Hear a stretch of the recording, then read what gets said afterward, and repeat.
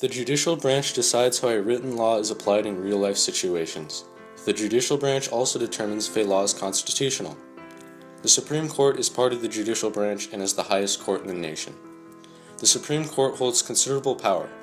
Once the Supreme Court has made a ruling on a case, it can only be overturned by another Supreme Court ruling or by the addition of a new amendment to the Constitution. December 7, 1941. The Empire of Japan attacks the Pearl Harbor naval base in Hawaii, killing over 2,000 Americans.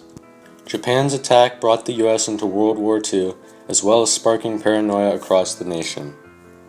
Japanese Americans were considered a national security risk. People feared that they would sympathize with the Empire of Japan. President Franklin Delano Roosevelt signed executive orders in 1942, forcing all Japanese Americans into internment camps. Nearly two-thirds of interns were natural-born citizens. Gordon Hirabayashi was a student at the University of Washington who disobeyed a curfew law set in place for Japanese Americans. Hirabayashi was arrested in 1942 and sentenced to spend 60 days in prison. He requested to serve his 60 days at an outdoor labor camp. He was sent to an honor camp on Mount Lennon outside Tucson, Arizona. Most of the camp has been torn down. All that remains are some stone walls and stairs, as well as the foundations for the buildings. Hirabayashi's case was revisited in the 80s and his convictions vacated. In 1942, a Japanese-American woman named Mitsuye Endo was sent to an internment camp. Endo couldn't read or write Japanese, and other than her ethnicity, had no affiliation with Japan. In 1944, the Supreme Court ruled that Endo should retain her rights because her loyalty to the U.S. was clearly established. Similarly, a man named Fred Korematsu challenged the Relocation Act in court in 1944. However, in this case, the Supreme Court ruled against Korematsu and found the Relocation Act was justified as a wartime necessity. The case was reopened in 1983 when researcher Akio Hirzig Yoshinaga discovered information that had been withheld from the court. That same year, Korematsu's conviction was overturned. In 1988, Korematsu received the highest civilian award, the Presidential Medal of Freedom.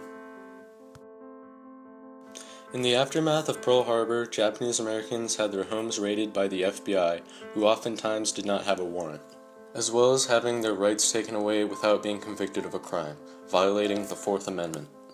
Their freedom of religion was also violated. Many of the Japanese American interns practiced Shintoism or Buddhism. However, the internment camps banned these religions. Once released from the camps, these Japanese Americans were left with nothing to return to.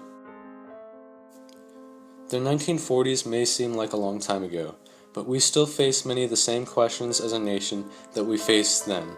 Are these people dangerous?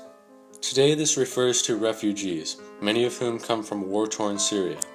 They seek safety in Europe and in the US, but are turned down out of fear that terrorists may be among them. These fears are based on attacks in Paris, Brussels, and San Bernardino, even though there is no evidence linking refugees to terrorists. It is the same treatment that Japanese Americans experienced during World War II. This refugee crisis is ongoing, and anyone can help by donating money or labor to organizations that help refugees, or by writing your congressmen and women urging them to take a stance.